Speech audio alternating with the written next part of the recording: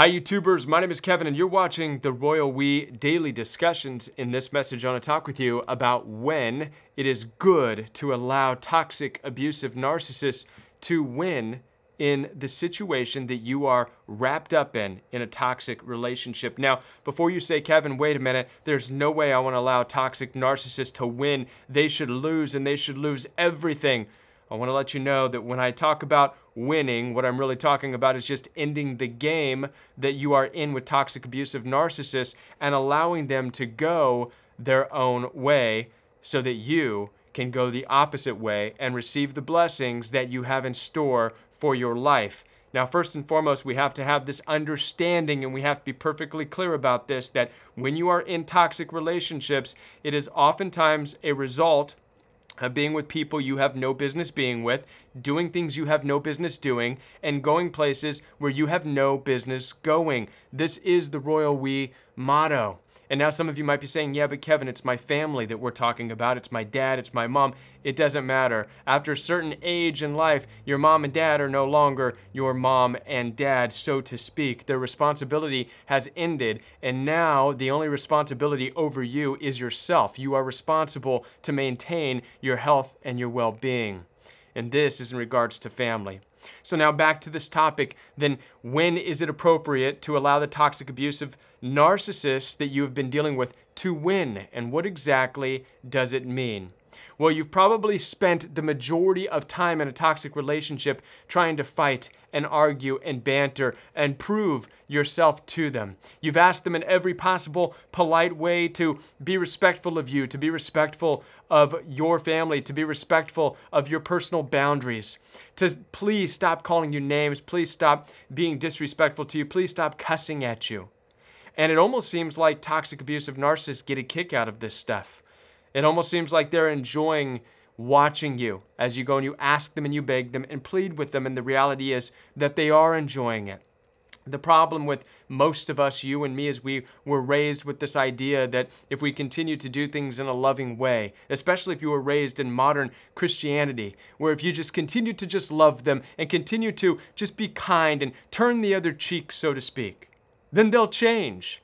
But the reality is, as we are seeing these days, is that that's false, that this does not cause people to change. There are people that are absolutely stuck in their ways. The best you can do is perhaps plant a seed, but then you must exit the relationship. And a lot of times, in order to exit these types of toxic relationships, you have to allow them to win. And now, once again, there's that word, win. But are they really winning? The answer is no. They're only winning in their mind.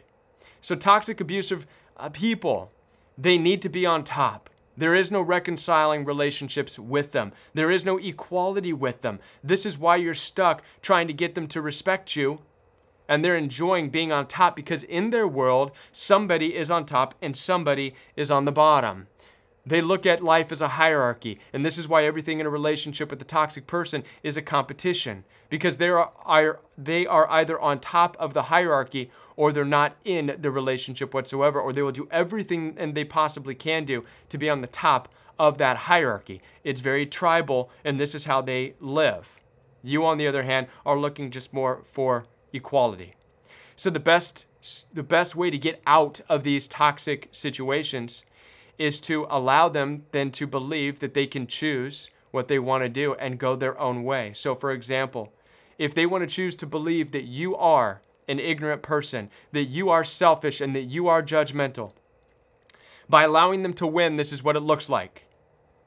You say, okay, I am toxic and I am selfish, and you should go your own way, because there's no need for us to continue to fight. And give them the choice to now go. And now in their mind, in the mind of a toxic, abusive narcissist, they will take that as I won, I'm the best. And you're giving up. You could say, yes, I give up. You may go. If they're cheating on you, or if they're having an affair on you, or if they're with other partners, and they do not want to stop whatsoever, and they blame you for it, you can say, you're right. This is not a good relationship. You can go. Go be with that other person. You choose. This is how you allow the toxic, abusive narcissist to win. But the reality is they're not actually winning anything. The truth is you're winning. What are you winning by allowing the toxic, abusive narcissist to make a choice in what they want to do in life? What you're winning is your freedom. You see, because while you're fighting with them and trying to change them, you're not free, you're their slave. You're stuck in a toxic relationship. By letting them go and saying you win, you're cutting yourself free.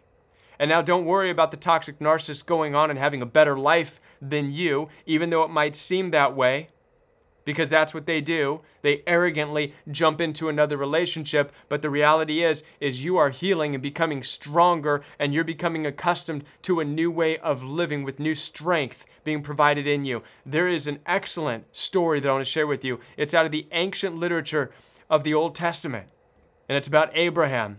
Abraham is known by many different cultures and belief systems. Abraham was told to leave his entire family behind, to go to a place where the Lord would bless him and make him a father of many nations. Now, Abraham did not necessarily do what was asked of him. He brought with him part of his family, his nephew Lot. And then obviously, of course, down the road, the toxicity of that relationship grew and they began fighting. Now, Abraham's response in the situation was great, and you and I should pay attention to this. He said to his nephew Lot, listen, there's no need for us to argue anymore. You choose where you want to go. If you go left, I will go right. If you go right, I will go left. And he allowed Lot to make the choice. Now watch this, the difference between Abraham and Lot. Lot arrogantly looked around the land and he chose exactly where he wanted to go, and he chose the best looking land. And for those of you who know the story, it ended up being Sodom and Gomorrah, a place full of wickedness. But in that moment, Lot said, that, the most beautiful place that there is. In fact, in the ancient literature, it says it looked like the Lord's garden. It was that beautiful. But neither one of them knew the wickedness that was there. But Abraham said, you choose. Lot arrogantly chose without taking any counsel, without asking Abraham in return, Abraham, what do you think I should do? Where do you think I should go? No, he just looked around and said, I will take the best side then. And he left. Now Abraham, it looked like he took the bad end of the deal. He's watching Lot go to this beautiful garden, and he's looking around at desert, saying, okay, but this is where I feel the Lord is going to bless me. And the Lord visited him, according to the ancient story again, and said, I am going to bless you, make you the father of many nations. Don't worry about where Lot's going. You walk around and just take up all of this space because I'm giving it to you. This message needs to reach some of you right now. Some of you are trying not to let the narcissist go because it looks like they're getting a better end of the deal. They're not. They're arrogantly running out into more wickedness.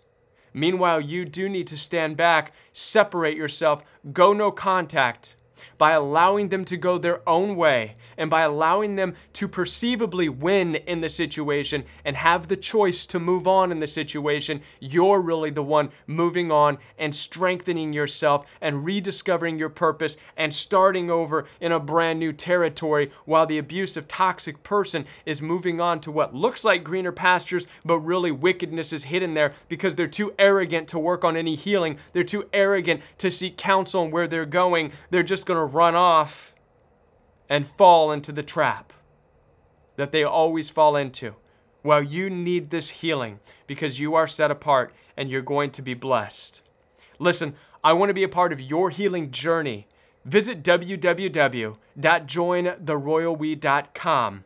Again, www.jointheroyalwe.com, where you can schedule your one-on-one time with me. We could do a telephone consultation, a FaceTime consultation, or a text message consultation.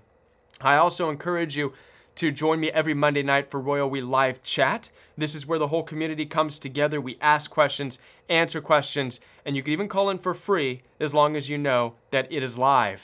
Also, Saturday mornings at 9 a.m. Central Time is Royal We Fellowship. This is an in-depth Bible study from the perspective of a toxic and narcissistic world. You do not want to miss this. It's unlike any other Bible study you've ever been a part of. Saturday mornings at 9 a.m. All the links to these channels are down below in the description box. So scroll on down to the description box and you can find everything you need down there. And I'll be back with more videos for you right here on the Royal We.